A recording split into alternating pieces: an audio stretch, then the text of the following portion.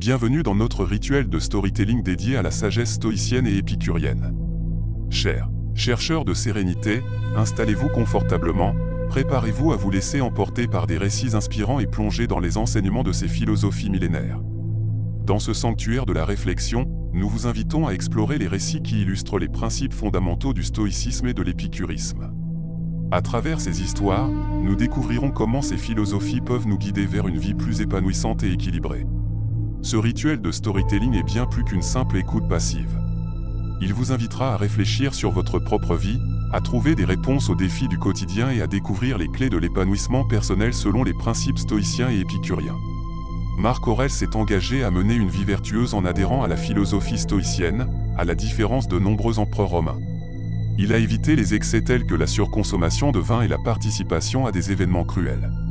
Selon la philosophie stoïcienne, nous apprenons à distinguer ce que nous pouvons contrôler de ce qui échappe à notre emprise. L'Épictète et Sénèque enseignent que la plupart des choses en dehors de nos actions directes sont hors de notre contrôle. Le problème survient lorsque nous investissons trop d'émotions dans des choses que nous ne pouvons pas changer. Cela peut compliquer notre vie et générer de la frustration. En nous détachant émotionnellement de ces choses, nous reprenons le contrôle de notre vie, devenons plus sereins et moins perturbés par les circonstances extérieures. Cette approche peut améliorer notre bien-être, quel que soit notre âge ou nos préoccupations futures. Pour Marc Aurèle, rester imperturbable face aux éléments qui échappent à son contrôle lui a permis de faire face aux nombreuses responsabilités et défis auxquels il devait faire face en tant qu'empereur, tout en se concentrant sur la mission qu'il croyait avoir reçue des dieux.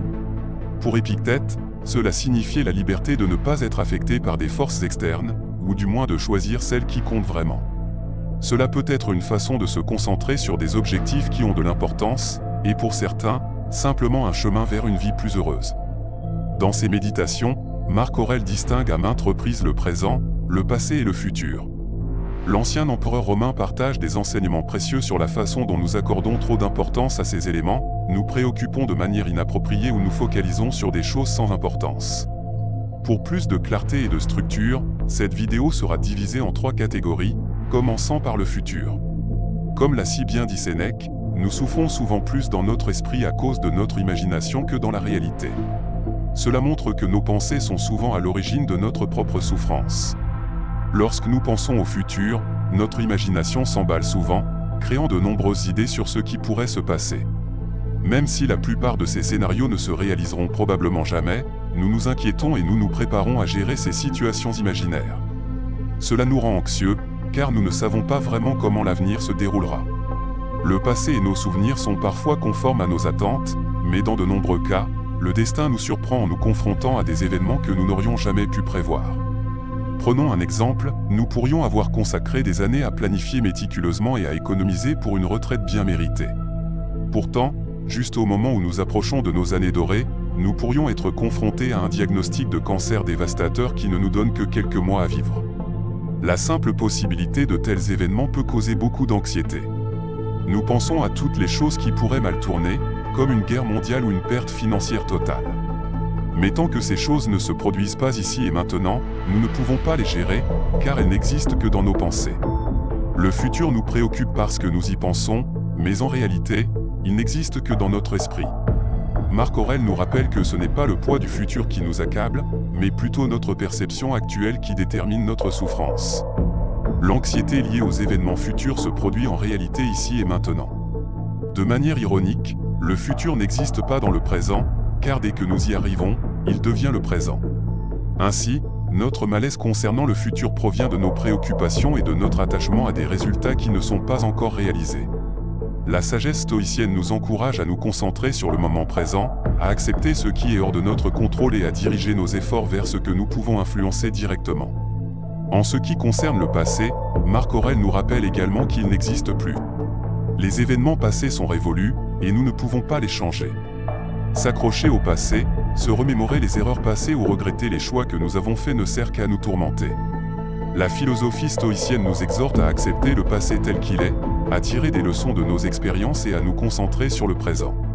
En fin de compte, la sagesse stoïcienne nous enseigne à cultiver notre sérénité intérieure en nous détachant des préoccupations excessives relatives au passé et au futur. En vivant pleinement dans le moment présent, en acceptant ce qui est hors de notre contrôle et en dirigeant notre attention et nos actions vers ce que nous pouvons influencer, nous pouvons atteindre un état de tranquillité d'esprit et de contentement. Cela ne signifie pas que nous devons ignorer totalement le passé et le futur, mais plutôt que nous devons les aborder avec une perspective équilibrée et une acceptation de ce qui est. En somme, la sagesse stoïcienne nous rappelle l'importance de ne pas laisser nos pensées et nos émotions être dominées par le passé et le futur. En nous concentrant sur le moment présent et en acceptant ce qui est hors de notre contrôle, nous pouvons cultiver la sérénité intérieure et vivre une vie plus épanouissante. Merci d'avoir participé à notre rituel de storytelling dédié à la philosophie stoïcienne et épicurienne. Puissent les récits que vous avez découverts vous inspirer dans votre quête d'une vie équilibrée et épanouissante. Continuez à puiser dans les enseignements de la sagesse stoïque et épicurienne pour cultiver la tranquillité d'esprit et trouver les plaisirs authentiques qui enrichissent votre existence. Nous espérons que ces récits vous ont apporté une nouvelle perspective et ont allumé en vous la flamme de la réflexion. Que les sagesses anciennes continuent à illuminer votre chemin et à guider vos choix.